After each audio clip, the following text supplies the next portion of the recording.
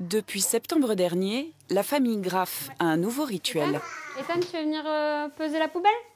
Elle fait partie des 20 foyers de l'Eurométropole qui ont relevé le défi, réduire de 30% en un an le volume de leurs déchets. On a sorti la poubelle il y a 2 jours et on est à 300 grammes, donc là c'est vraiment bien. Le 12, donc il y avait 1 kg d'ordures. Chaque mois, désormais, ils notent consciencieusement le relevé des pesées, mais n'ont pourtant rien d'écologiste militant. J'aime bien les sports de plein air comme la plongée ou le snowboard. C'est vrai que chaque fois que je suis dans des environnements naturels et que je vois qu'il y a vraiment plein de déchets, ça me fait à chaque fois vraiment mal au cœur. Donc du coup, je me suis dit que si à notre échelle, on pouvait faire quelque chose qui, à plus grande échelle, aurait un impact, je me suis dit pourquoi pas. Et l'objectif est déjà dépassé. Leurs poubelles sont moitié moins lourdes, ce grâce au compostage et au conseil d'une spécialiste. Laure est membre du collectif Zero Waste, traduisez zéro gaspillage. Pour supprimer les bidons de la poubelle, elle a appris les bons gestes à Athénaïs. Des paillettes de savon, de l'eau, quelques cristaux de soude. Voilà de la lessive pour 3 mois, faite en 5 minutes. Je me voyais en petit chimiste et tout.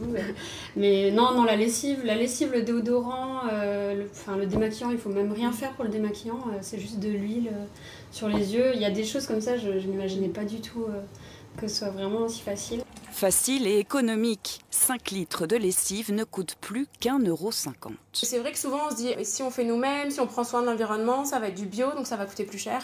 Donc c'est souvent l'a priori qu'on a. Alors que là, vu qu'on revient à des matières premières très simples, des produits qui ne sont pas transformés, du coup c'est des produits qui coûtent beaucoup moins cher.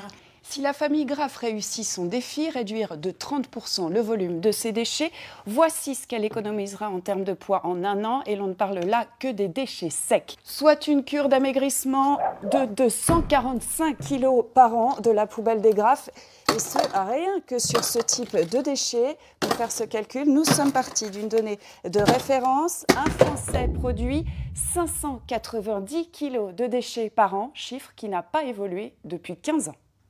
590 kilos par an, cette Strasbourgeoise en est désormais bien loin. Je voudrais un poisson qui a un peu plus de goût que le cabillaud.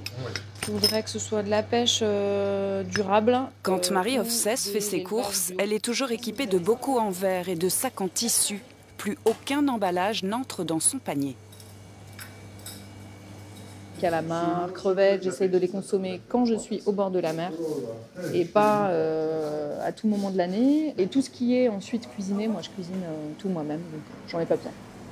Radicale, elle tente le 100% zéro déchet. Ne jette plus rien, n'achète plus d'objets, rien que de l'alimentaire. Du coup, 5 mois de déchets ménagers tiennent dans cette petite boîte.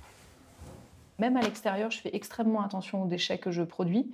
Donc ça, c'est on va dire un fail, une erreur. Quand j'étais dans un café, généralement, quand je veux une eau chaude, je demande des rondelles de citron.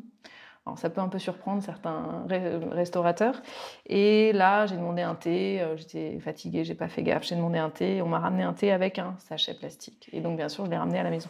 Malgré les contraintes, elle ne se verrait plus revenir en arrière, avec un chiffre en tête pour s'encourager. 40% de ce qui est produit au niveau mondial est jeté à la poubelle.